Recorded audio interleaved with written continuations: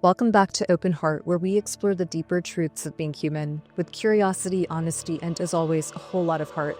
Today's guest holds a very special place in my own story. His name is Daniel, and he's the reason I went to do my yoga teacher training 1 year ago. We first met in Costa Rica during my birthday trip, and as fate would have it, he was our private yoga instructor for the week. I didn't know then that those classes would be a turning point for me. From the very first session, I was struck by his depth. Not just in the poses, but in the philosophy behind them. He spoke about unlearning so we could relearn the true principles of yoga, the kind that reach far beyond the mat. His detailed anatomical alignment cues made me feel my body in ways I never had before. He helped me open my eyes to the quiet power of yin yoga, the role of fascia in movement and health, and the metaphysical roots of disease, how our emotional, energetic, and physical bodies are always in conversation. That week shifted something in me. It was more than yoga. It was a reminder that the way we move through life, physically, mentally, and spiritually, all matter. So in this conversation, we're going to explore what it really means to unlearn and relearn yoga's principles, how anatomy and alignment can deepen both practice and self-awareness, the hidden role of fascia, yin yoga, and the subtle body in healing, and how yoga philosophy can guide us toward a more integrated, intentional life. So, whether you're on a mat or just listening with an open mind, let's dive in. It is so surreal to have you in this space, meeting with an open heart in Texas. We met back in Costa Rica a couple years ago, and meeting you actually changed my entire life. Would you mind introducing yourself to us? Of course. First of all, it's an honor to be here. I agree, it's surreal as well. My name is Daniel Castro. I am Costa Rican, and I came to yoga from a young age. I think part of the inspiration or the influence that I got from when I was a little kid came from one of my uncles that back in the day he was a Vaishnava. So it was a bit intriguing for me coming from a Catholic background to see him praying to Krishna, when I was being sent to Catholic school on Saturdays. And so that kind of ignited the curiosity around it. And eventually I started exploring some of the stories and the myths and the meditation practice when I was in my late teenage years, around 19 years old. Then I've been practicing asanas and postural yoga for almost 20 years and teaching for about 15 of them. Currently doing teacher trainings. I'm also a massage therapist, and I've been doing body work for approximately 15 years as well. And it's wonderful to be here. So Thank you for joining us. And I would actually put you in the category of a healer in whatever way you want to call yourself, because the work that you do is so deeply healing and you connect so deeply with others. And that was one of the things that really stuck with me whenever we did our first session together. It was, I think, 2 or 3 years ago. I came to Costa Rica and my intention was completely in a different place. I was there with a group of friends and it was my birthday and we rolled up with these bottles of champagne. We were there to have a party. I brought my DJ turntable. And I remember that somebody in the group was like, oh, we should do a yoga class. And I practiced yoga kind of on and off for a few years. And I didn't learn any of it from my family, which, it's coming from an Indian family. You would think that maybe I would get exposed to it early, but I found yoga when I was 17 or 18 years old. I was in high school. And this new yoga studio opened up in a small town in Texas. And so I wanted to go check it out. And that was my first time doing it. And I remember being so frustrated because I was like, I'm not good at this, so I can't possibly do it. And I kind of, tried it a couple times, multiple times. And it was much more from like this performance type of mentality or from this desire to get exercise. And it wasn't until I took your class that I realized that there was so much more depth. And I don't know if you realize that the words that you used, the way that you shared, the postures, the philosophy behind them. And what really got my attention as a doctor is your amazing anatomy cues, where you were able to tell me things where I never even had the awareness that that was an important part of that posture. And you got so much depth in that session that I was like, wow, I want to know everything that he knows, but I don't have time for that, right? Like, I'm going to go back to my life and I'm going to be consumed in the things that I normally do. But a year later, when I quit my job and I was kind of on this quest of searching, it was like a spiritual awakening experience. I was so grateful when I found you again and I asked you, hey, where do you teach? And you told me they're teaching a course in July and you should totally join. And so, yeah, I just wanted to say the ripple effect of what you do is beautiful. And my question for you, from what you've just mentioned, is that I love that you mentioned how your exposure was through your uncle. How did a Costa Rican native become so interested in yoga and adopt all of these other practices from a different spiritual tradition? Well, I like to think that I've always been an observer. I've been always have that sense of curiosity. I remember just laying in my living room home when I was a kid and hanging my head off the couch just so that I could see the place from a different angle. So when I was exposed to this tradition and specifically, that image of Krishna, it was something that really sparked that curiosity around that. How how could I relate to God in a different way that I had been taught at the point that I was in my life, and I kept on researching around it and eventually found some of the ideas of Buddhism as well. And so ever since, it's been a process of just reading and researching. And something that I love about this practice is how we have this sense of deep knowledge that is ingrained in stories and myths, and how we can identify to some of these stories because it's such an exuberant um, religion, if you want to call it that way, so that we can identify with some of these different personalities of God, that are plenty. And so depending on the stage of life that we're in, we can kind of like tap into one of these personalities or the other. So I feel like that has been part of my journey in this practice, has been mostly about immersing myself in some of these myths and stories and see how I can relate to them. And it has been a deep process of self understanding through the stories as well.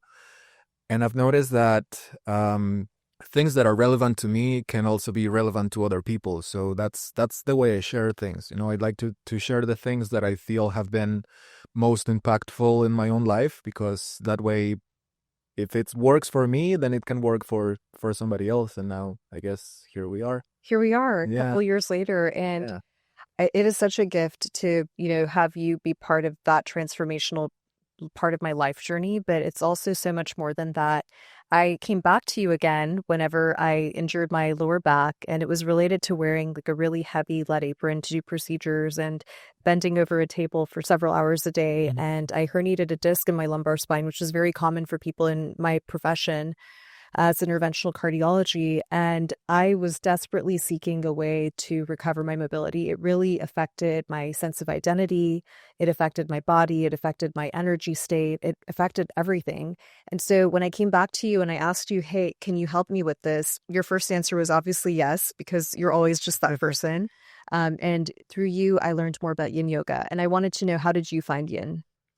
Yin was something that came from my first program, the first training that I did in 2011. We had a little module during the weekend. And back in the day, it was something that I felt was obviously interesting and different, because I was so much more used to more vigorous styles of yoga and asana practice.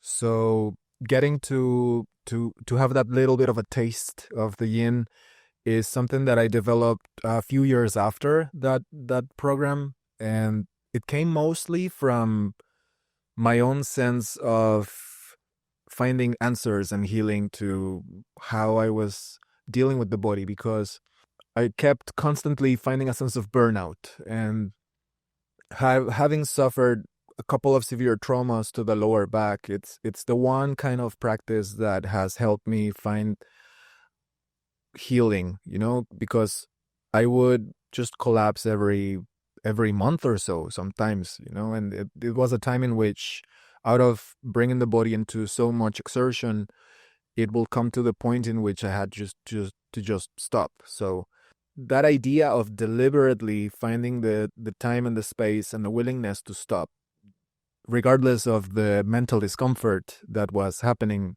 has been a very eye-opening experience for me. So it's the one kind of practice that I've loved the most because of its ability to restore some of the tissues in the body, the alignment of some of the deeper tissues in the body, and keeping the fascia healthy as well. So ever since, I've been exploring this kind of yoga, and I'm certain it's going to be a practice that I'm going to practice for pretty much the rest of my life.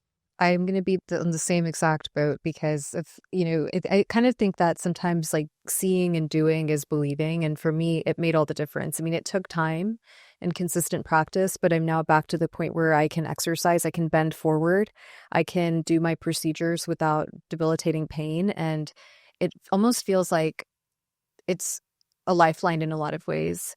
And I know everyone has their own way of kind of, processing these medical issues and physical pains related to the body. But you said something really interesting to me during a session.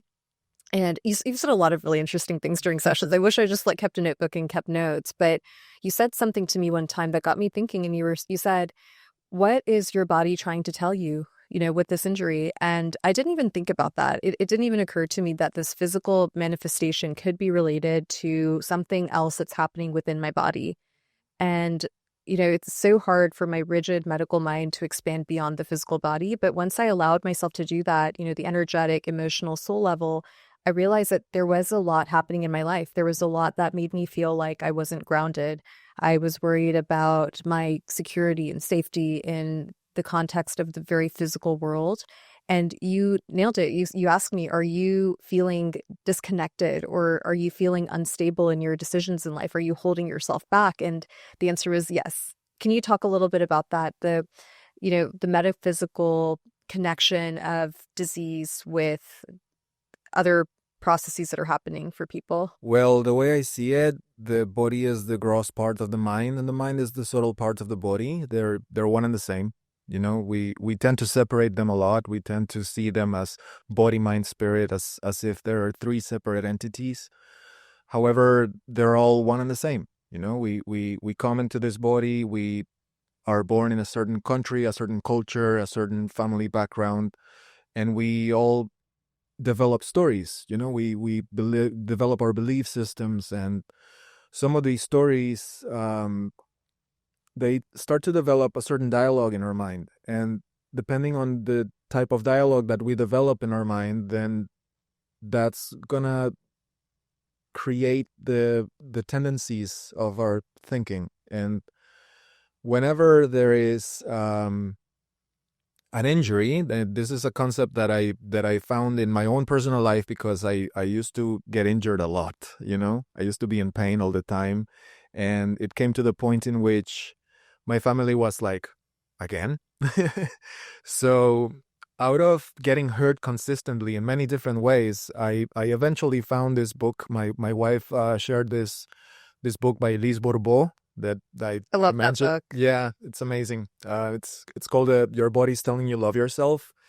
And from that point, I started to see how there was a pattern, between the parts of the body that were getting injured, and the mental processes that I was going through when the body was getting injured in this particular part. Let's say the knee, because I've heard both knees several times, and I learned that they represent stubbornness. And lo and behold, I was that stubborn person. So I found it very interesting, and how it didn't just require a sense of dealing with the body itself, but also rearranging that mental dialogue and that little story that I was believing in, and that I was a little bit too caught up with, that it was not allowing me to see beyond.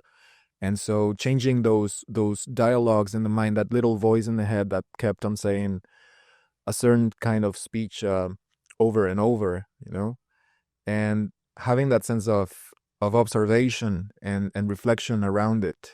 It's something that helped me a lot to find that sense of healing. In a way, I feel like pain has been a big teacher, in a way, so that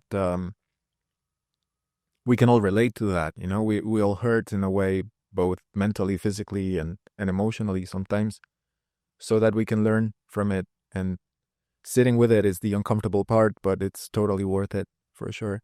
I really love the way you talk about that because I think there's something to it. And even before, I had that personal awareness of how my mental, emotional, soul level state was, I didn't really fully understand why certain patients, we would treat them for a heart attack. They're physically perfectly normal again. Their heart muscle's normal, the artery is open.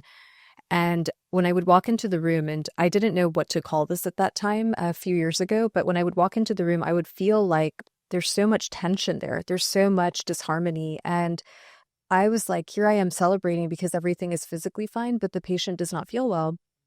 And I realized, like, yeah, we treated the physical manifestation of something, but what is that something that is manifesting? And so the curiosity was always kind of there.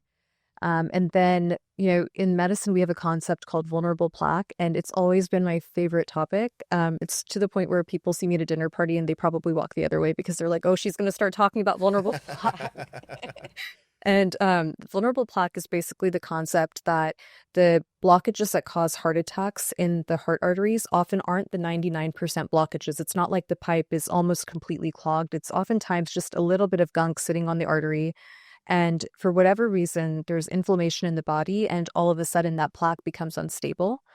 And we know that minute to minute, second to second, every process in our body contributes to our inflammatory pattern.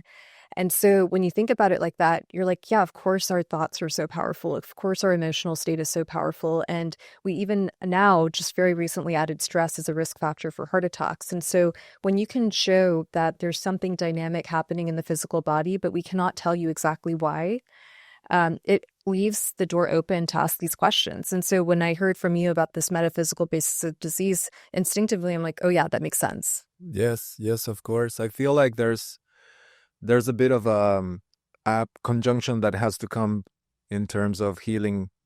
Like we obviously like to address illness and injury from a natural perspective and do it in a holistic way. Sometimes the more traditional medicine approach is also necessary. So it's important to be open to all possibilities. I like that word complementary for medicine, and I really believe it should be this and that.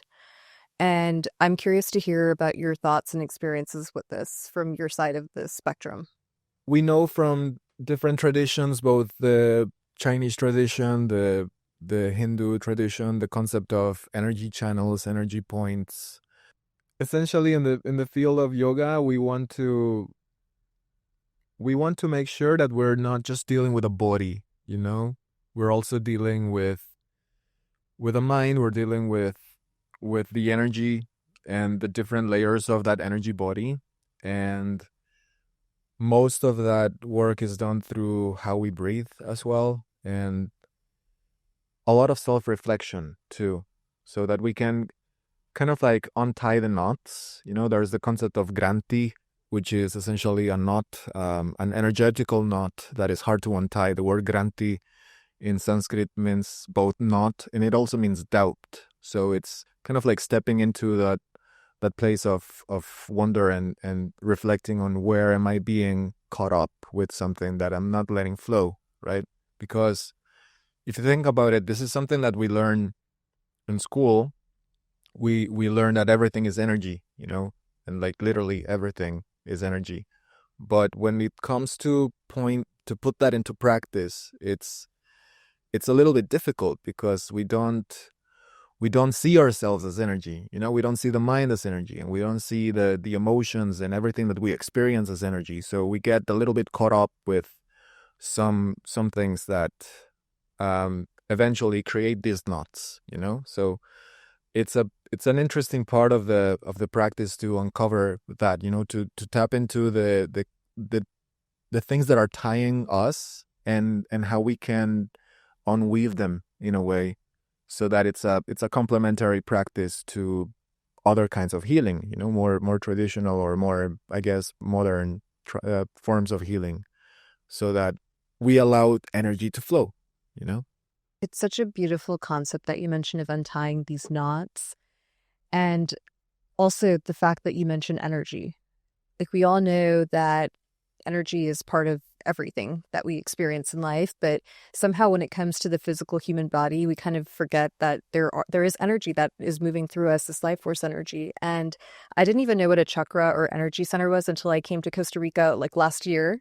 And the concept kind of blew my mind. And it was because I've had these experiences where I walk into the hospital to see a patient who's really sick before taking them emergently to do their heart catheterization procedure for a heart attack.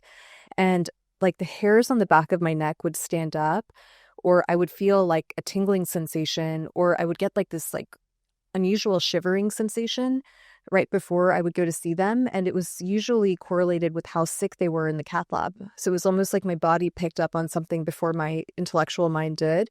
But every single time I got that feeling, instinctively, I asked the team, okay, we should be prepared to go on mechanical circulatory support. We should be prepared with this additional equipment, and let's go this approach instead of that approach. And without fail, every single time I listened to that gut feeling or literally physical manifestation of that, things went the way that, we wanted them to. And I started wondering, like, what is it that we're experiencing? And after I learned the concept of the chakras and the energy centers, I was like, could it be that we're sensing the energy? Like, could that be why we feel that gut feeling, or we have that physical manifestation of interacting with someone's energy field? I don't know what your thoughts are on that. I'm very curious to hear. Yes, I think it's kind of peeling off layers, I'd like to see it in a way that we often hear the yoga community or yoga teachers in general, or the spiritual community in general, talking about the expansion of consciousness, and as much of a cool thought as that is, I don't really agree with it. I feel like instead of expanding consciousness, we're essentially just flowing through it. We're passing through it. We're just incarnating in this body-mind complex that is sustained by consciousness, And instead of it expanding, it's just allowing ourselves to peel off some of our layers, right? Some of the veils that we have in the context of Maya, right? That those veils of illusion that are not letting us see ourselves as consciousness or see ourselves as energy. And so that kind of shedding of layers is opening up to some more of this intuitive feelings and this perception that it becomes more refined, in time, because I don't really think that consciousness needs to expand. It already is. It already has been, and it will always be. We're just passing through it. So chakras and nadis and the koshas, or the sheets, the layers, these are all different mental concepts, if you think about it. Like they're here, and it's a nice way to understand how it works and how we can relate to it, but it's a little stroke on the canvas, So I feel like if you develop a sense of understanding the things that are limiting our views and are limiting our perception, and how to discern as well between what is really my mental little voice yapping in my head and what is that little voice of intuition, that we can listen to as well, can open up the door to this kind of perception of reality as well, because it's always here. Yeah, I think it's really powerful. And when you mentioned untying the knots, I almost wonder, does that allow us to connect more deeply with that sense? Yes, I think that part of the concept of hatha yoga, understanding it as any form of physical yoga, is about using the body and using the energies that are present in the body to tap into some of these elements, and then slowly but surely, through a lot of discipline and practice, we can open up some of these channels, if you want to see it that way, and hence untie the knots and shed the layers, right? So that we can connect with these energies and attune ourselves, our mind, and our lives to it. I think it's fascinating. And I really want to know, we talk a lot about fascia. I think fascia comes up in pretty much every conversation we've ever had. And I didn't even realize that the body can store trauma. And in my work, we get exposed to a lot of trauma because we have very sick patients. There's a lot of things that happen that we witness, and we have our own lives that continue to move forward as, people in healthcare or other healing spaces. And we hold a lot of it. So, whenever we have a patient that doesn't make it through a procedure, we have to, wash our hands and move on to the next one because there's always going to be a next person waiting. And so we get really good at compartmentalizing. But what I didn't realize is that the body does store the trauma that we experience. That's something I learned from you. So can you tell us a little bit more about that, the fascia and trauma and how it gets stored in the body? Well, if you think about it, the way that the body is held together is through fascia, right? It's this onesie that we're wearing underneath the skin, and it's very interesting to see how we're still learning from it, and it's now considered a new organ, because it holds on to the shape of the body. My belief is that it also holds on to the shape of the mind. So whenever there's a traumatic event of any sort, there is a little bit of that memory that it's ingrained in the tissue. Sometimes you hear this in the bodywork field that the issue is in the tissue. And depending on what kind of trauma we're talking about, especially physical trauma, the fascia is what absorbs impact. So whenever the body is subjected to a force, right? Let's say that you trip and fall down, the tissues that receive that impact is the connective tissue and the fascia. And I feel like in terms of a more mental approach and emotional approach to trauma, it's related to the concept that the entire body is a data bank of information, and emotions are stored everywhere. And depending on the type of injury or the type of trauma that we experience in a mental or emotional way, it can manifest physically because of that as well. There's that link between that physicality of the body and the concept of energy that is very intertwined. It's one and the same. So I guess the common notion is that people in this field will talk about emotions being stored in the hips, but I guess emotions are also stored in my fingers and in my knees and elbows and toes and everywhere. Every little part of the body would have a message to give in terms of that. And it's one of those things that would be ideal to bring into a complementary approach of different fields, not just dealing with the physical part of it, but also the psychological and even spiritual side of it as well.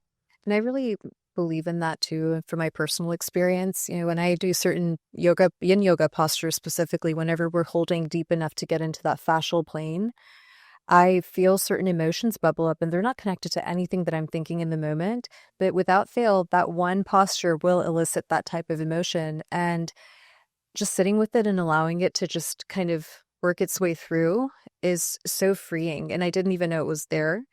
And I've also been doing Rolfing, which is the form of therapy where, you get into the deep fascial planes. You can explain it way better than I can. But really, like, for me, it was more out of curiosity. I wanted to see, is there something to it? Because with yin, I've noticed that I have this emotional reaction and release. So what will happen with Rolfing, which is, a more in-depth series of fascial work. And I've had some interesting, things come up. And I find it very powerful. And I do really believe that the body does keep the score. And it also raises the importance of how we need to find ways. And it doesn't have to be yin yoga or Rolfing. It can be anything that is good for that person, but really understanding that, hey, you know what? We do face micro traumas, and we do have to be open to the idea that it can be part of our physical being. And so really having that recognition of, it's important for me to take care of myself in the way that I feel called to do so. Yes, of course. And there's different healing methodologies in my path. I've explored a lot of them, looking for answers for the constant feeling of pain that I was experiencing in the spine and especially in the lower back. And I tried many, many different kinds of body work, many different kinds of energy work. And what I have found that has been most helpful, I guess, in terms of the physical work has been Rolfing because of that concept of dealing with the deeper tissues. And in terms of the I guess more emotional and psychological healing, what has worked wonders for me has been the practice of family constellations. What is that? Essentially, it's what I have received in Costa Rica comes from a therapist. Her name is Gloria, and she's from Mexico. I think she's native from both Mexico and the States. And essentially, she calls it phenomenological family constellations. And the concept is that when you're looking at the night sky, you can see and draw constellations in your mind because we have explored them for many years. And something similar happens when we look at our families. You know, when we're in the middle of our family situation, we can't really see it, right? As if we were somewhere in outer space closer to those stars that make that constellation. If we were in that place, we wouldn't be able to see the constellation because we're right in the middle of it. So we need to take some distance. We can see the constellation because we're far away from it. So once that you take that little bit of a distance and then you organize your life in terms of the story of your mother, the story of your father, and their stories of their mom and dad, and how you can draw that constellation from a distant approach and understand how there is, stories and tendencies and things that are inherited and given through generations that we perpetuate, sometimes without even thinking about it. Stepping away from that and looking at your own family like a constellation gives you the perspective and the ability to understand how some behavior patterns, even some traumas, some we talk about generational trauma as well. It's not just an individual thing. It's passed on as well. So it was and still is, a very deep practice of healing that I found has been working wonders for me. It's amazing. That's so cool. It's like this zoomed out bird's eye view. And I read a really interesting book called Sacred Contracts by Caroline Myss. And she talks about how our souls actually make contracts with other souls, that we're going to come into this lifetime and these are the lessons we're going to learn together. And in the book, it's written that even down to the details of who our parents are, what kind of challenges we're going to face, all of this is a necessary part of the soul's evolution. And it kind of got me shifting into the mentality of looking at challenges like, hey, what am I here to learn? Like, what is this here to teach me? How am I growing and evolving from this? And it's a really cool way to look at life. For sure. And I don't believe in coincidences anymore. And I think we share that sentiment. Oh, yeah. It's almost like every interaction, no matter how small or how big, feels impactful if we're present enough to receive it. Mm-hmm. That's the phenomenological side of this therapy, Oh, that's cool. the concept that everything is interconnected and intertwined. It's beautiful. And to that concept of the families and the soul contracts within families, it's very interesting because we can also see it in the lens of karma, right? We have our own personal karma, we have our family's karma and our community karma, and then the country's karma, and then the karma of the entire planet, if you zoom it out in that sense. So we come to fulfill our duty, with the souls that we choose to come to this plane of existence with. And some of the relationships that we develop through life are also intertwined in that concept. So that thread, that tapestry is enormous, and it's beyond our comprehension or understanding. And it's part of what the one of the most beautiful teachings of the practice of yoga is that concept, that I'm this one spirit that is coming into this body and that is living this life according to those waves of causality, that are endlessly moving us back and forth. I think it's a really interesting concept to just even you think about, even conceptualize in your mind. And I am a scientist, right? At the end of the day, what I do at work is very evidence-based. It's physical medicine, and it is something at a time point between the line of life and death. And what I've come to realize is that as I do more and more of that work, it leaves me with more and more questions and answers about a lot of these topics that we talk about.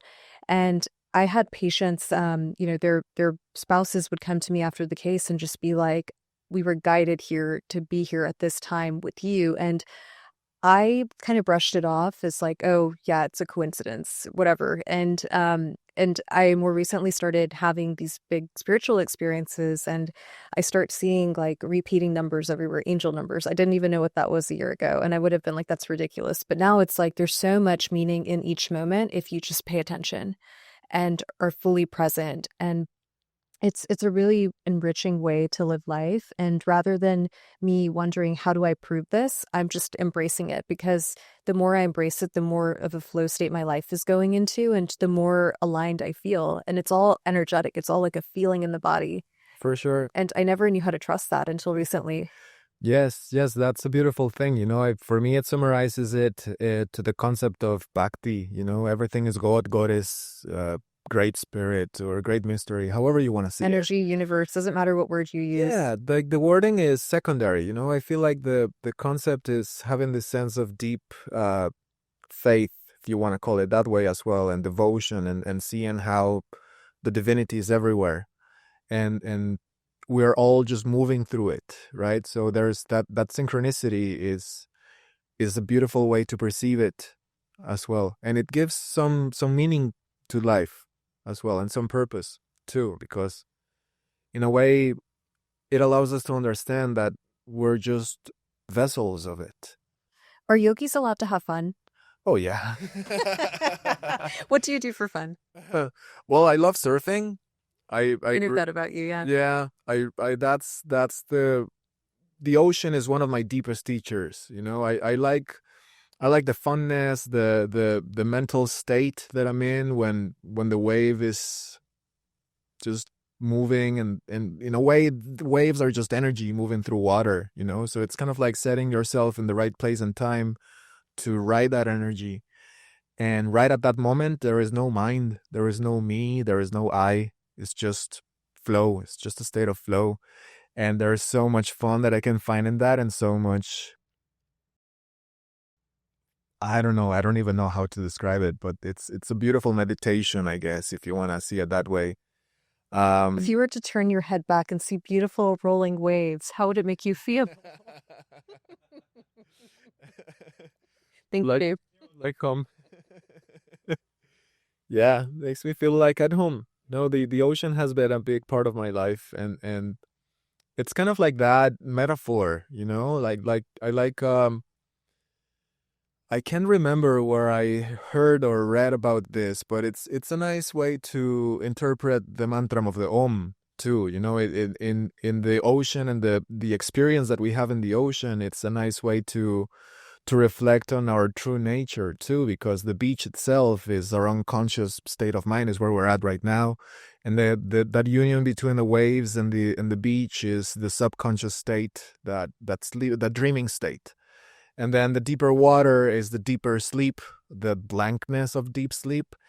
And then the horizon, or that sensation of infinity in the horizon, represents that supra-conscious state, that fourth higher state of consciousness that is pervading the other three. So it's a deep, it's always a deep experience. I love being in the water regardless I'm surfing or not. So it's been a great master for me, and a great source of fun. That's how I fill my cup.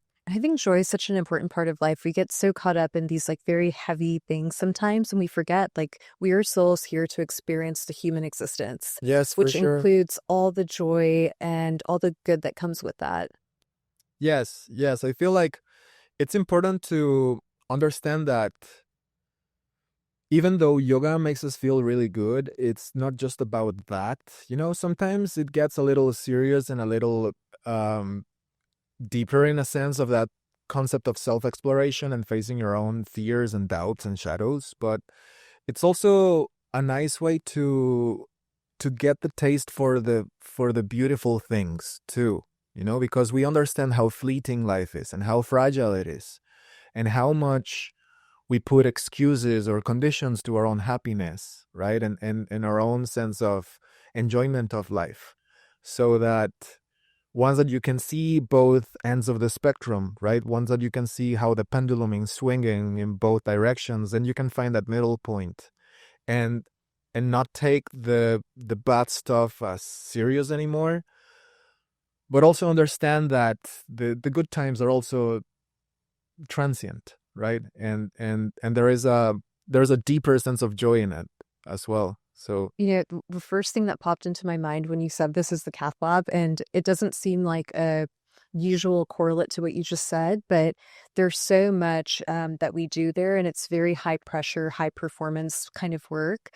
And there are a lot of dynamics, and there are a lot of big decisions, and people are suffering through one of the biggest experiences of their life, and nothing brings me greater joy than the moments where I see the cath lab staff like cheering and clapping and high-fiving each other, dancing around because they just had a great day. And even better, and I do not endorse this to my patients at all whatsoever, but even better is whenever the patient who just finished the procedure and is now alive is waving their hands up in the air, dancing to the music that's playing in the cath lab, and we're like, please keep your hand down. I do not endorse that behavior at all, but it makes me happy to see that there can be so much joy even in these really heavy moments if we allow the space for it. Oh, yes. So I love hearing that a yogi is allowed to have fun. So maybe interventional cardiology and friends can also have fun. Totally. Yes, you have to savor those little victories. Yeah. Sometimes they're great victories, They are. So They really are. it's important to acknowledge them. Yeah. And before we close, I have to ask you this question because last night we were sitting in my dining room talking about this, and I was like, ooh, can I tell him that I'm afraid of being on camera? I'm afraid of being seen. And the fact that you were like, hey, me too. Yeah. It makes all the difference. It makes this so much more of a comfortable experience, the fact that we felt open enough to share that with each other. And I wanted to ask you a little bit about this fear of being seen, because I think a lot of us have that fear of being seen for who we really are, of showing the vulnerable parts of ourselves. But it seems like when we do, there are so many people who can relate to that, and we can shift the world, basically. Yes. I feel it's a little bit of the power of one. We need to believe that we are here for a purpose, and that if you have a message to give to somebody, if it's meaningful to you, most likely it's going to be meaningful to them. And part of it is stepping aside of this kind of like self-doubt kind of thing. Even after so many years teaching yoga, sometimes I still get imposter syndrome. I told you this, that I get imposter syndrome as well. Yeah. Sometimes I even think like, oh man, wow, that patient survived. And it's like, of course they survived. We did everything we needed to do, but the imposter syndrome is still there. Still there. Yeah. And I think it's one of those little voices, like we can choose to listen to them or not. And I also feel like there's nothing good of staying in your comfort zone. So stepping out of your comfort zone and being in this context exposed, it's a great way to reflect on it, and to see how we can, I guess, create new neural connections and see ourselves from a different perspective as well. And I feel like once that we're in that state, then we would look back to it and say, well, that wasn't so bad, I think you're so right. And I almost feel like we're so guided when we're living in alignment with that purpose. For instance, like I've never been on camera in this way, asking people questions about their life and sharing my own story. If anything, I was always the one kind of hiding in the background because I was afraid of being exposed. And I had a friend of a friend ask me, hey, I want you to go to medical conferences and start interviewing people. And I was just like, I've never done that before, but okay. And it more came out of the curiosity about the experience, and it felt aligned. It was like a yes for my body, and I learned how to listen to a yes for my body.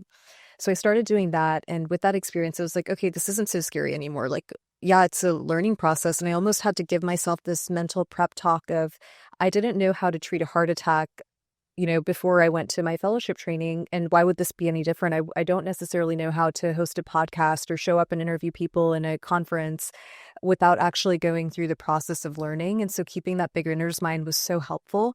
And now I just feel like, what a cool reality. I'm like looking around and I cannot believe I have you, my yoga teacher, Costa Rica, here in this room in Dallas, Fort Worth, full of amazing people sharing their talents. And we're just talking about the things that feel like they need to be said so badly.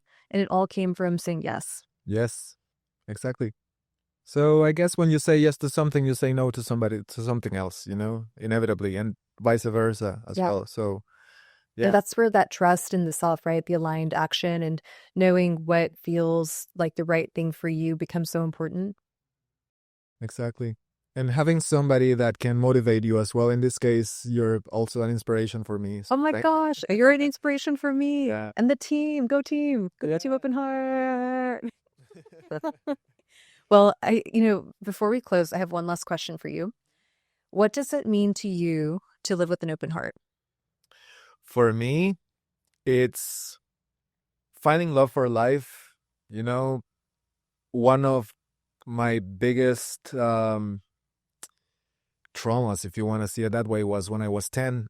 I feel like that's why the ocean is such a big teacher. I nearly drowned when I was 10. That day, there were two of my brothers and also my father that nearly we had this near-death experience that day. So ever since, I've had death in a very, very clear sight, So that knowledge that I'm only here for just a few more decades and the concept that it's going to end at some point has really put things into perspective. And it's a thought that I usually come back to whenever I feel like I'm in doubt or I'm in a dark place or that I'm not being appreciative or grateful for life. So for me, being open is that, kind of savoring each moment, every relationship, every interaction as much as I can, and checking in with myself and see where I am with my gratitude and keeping a tally of the blessings in my life, right? Appreciating my family, my wife, my daughter, and everybody in it, so that we can all share the same energy, and just live with love. I love that so much. Anything else you want to share with our audience before we close today? Well, I think if there is something I'd like to say is that we're all part of the same consciousness, It's something that it's important to remind ourselves because we tend to put certain people up in pedestals, and it's a process that I've been dealing with for the past year or so. And I feel like we all have the same gifts, the same blessings, and the same knowledge to share. So if you're watching this, just don't be afraid to open up and share your blessings as well. Thank you so much for being here, Daniel. It means the world, and I just know that we're going to do this again. Daniel, thank you so much for sharing your wisdom, your precision, and your passion for this practice. I'm so grateful for the role you've played in my own journey, and I know our listeners are going to take so much from what you've shared today. For those listening, maybe this is your reminder that yoga is not just movement, but a way of being, that by exploring our bodies, our breath, and our inner landscapes, we can begin to release what doesn't serve us and reconnect with what does. We'll link to Daniel's work in the show notes if you'd like to connect. He's also graciously filmed a beautiful yin yoga series for us, which will be available by our website and socials and also on Daniel's page. This is perfect for anyone curious about beginning or deepening their practice. And for my colleagues in medicine, especially proceduralists who spend long hours wearing lead and may be more prone to spinal strain, this practice can be a wonderful form of support. Yin yoga not only nurtures spinal health and posture, it also invites us to explore the metaphysical side of pain and tension, what the body might be holding on to, emotionally, energetically, or even spiritually. It's a reminder that healing our spine isn't just about a structure, it's about alignment in every sense of the word. And perhaps it's also something we can offer as inspiration or support for our patients as they navigate their own healing journeys. Until next time, stay curious, stay open, and keep meeting yourself wherever you are in your journey. This is Priya Rao, signing off.